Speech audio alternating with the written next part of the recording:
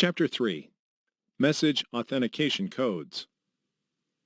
This chapter covers Message Authentication Codes, or MACs, the security properties and pitfalls of MACs, the widely adopted standards for MACs.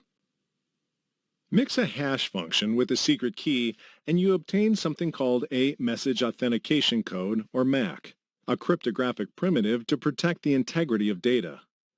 The addition of a secret key is the foundation behind any type of security. Without keys, there can be no confidentiality, and there can be no authentication. While hash functions can provide authentication or integrity for arbitrary data, they do that thanks to an additional trusted channel that cannot be tampered with. In this chapter, you will see how a MAC can be used to create a trusted channel and what else it can do as well. Note: for this chapter, you'll need to have read Chapter 2 on hash functions. Section 3.1. Stateless Cookies, a motivating example for MACs. Let's picture the following scenario. You are a web page. You are bright, full of colors, and above all, you're proud of serving a community of loyal users. To interact with you, visitors must first log in by sending you their credentials, which you must then validate. If the credentials match the ones that were used when the user first signed up, then you have successfully authenticated the user. Of course, a web browsing experience is composed of not just one, but many requests. To avoid having the user re-authenticate with every request, you can make their browser store the user credentials and resend them automatically with each request. Browsers have a feature just for that: cookies. Cookies are not just for credentials. They can store anything you want the user to send you within each of their requests. While this naive approach works well, usually you don't want to store sensitive information like user passwords in clear text in the browser. Instead, a session cookie most often carries a random string, generated right after a user logs in. The web server stores the random string in a temporary database under a user's nickname. If the browser publishes the session cookie somehow, no information about the user's password is leaked, although it can be used to impersonate the user. The web server also has the possibility to kill the session by deleting the cookie on their side, which is nice. There's nothing wrong with this approach, but in some cases, it might not scale well. If you have many servers, it could be annoying to have all the servers share the association between your users and the random strings. Instead, you could store more information on the browser side. Let's see how we can do this. Naively, you can have the cookie contain a username instead of a random string, but this is obviously an issue, as I can now impersonate any user by manually modifying the username contained in the cookie. Perhaps the hash functions you learned about in Chapter 2 can help us. Take a few minutes to think of a way hash functions can prevent a user from tampering with their own cookies.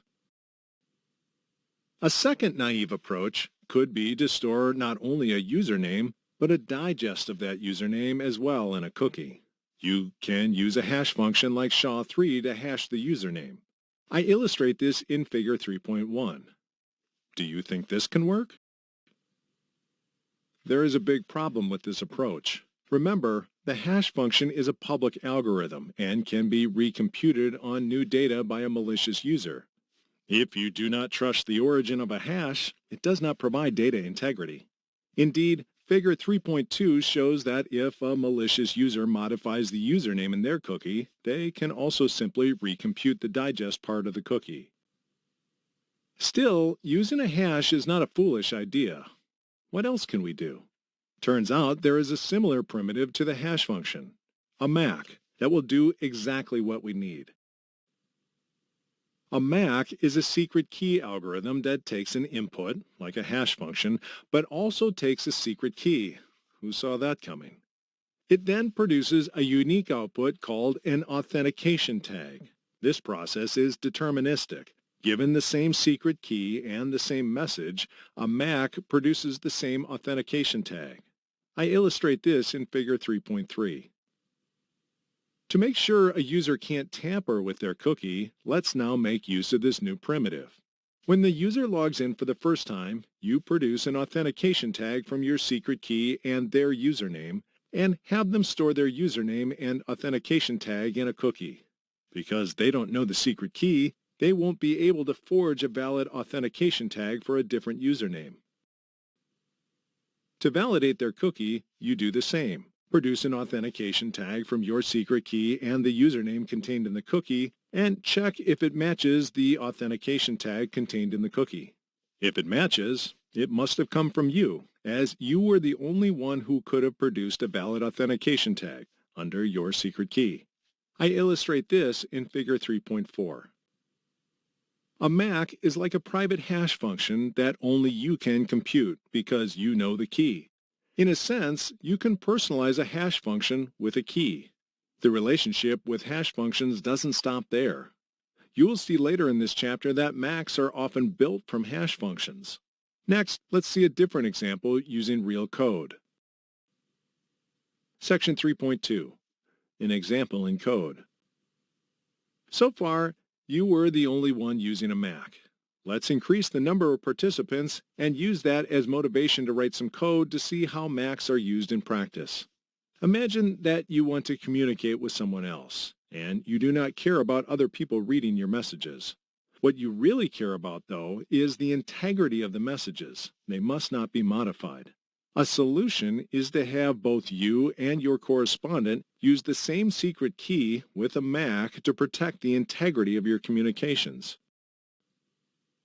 For this example, we'll use one of the most popular MAC functions, Hash-Based Message Authentication Code, or HMAC, with the Rust programming language.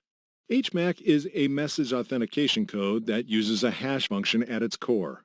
It is compatible with different hash functions, but is mostly used in conjunction with SHA-2.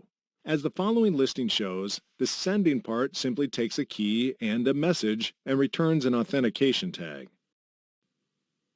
On the other side, the process is similar. After receiving both the message and the authentication tag, your friend can generate their own tag with the same secret key and then compare those. Similarly to encryption, both sides need to share the same secret key to make this work. The following listing shows how this works. Note that this protocol is not perfect. It allows replays. If a message and its authentication tag are replayed at a later point in time, they will still be authentic, but you'll have no way of detecting that it's an older message being resent to you. Later in this chapter, I'll tell you about a solution. Now that you know what a MAC can be used for, I'll talk about some of the gotchas of MACs in the next section.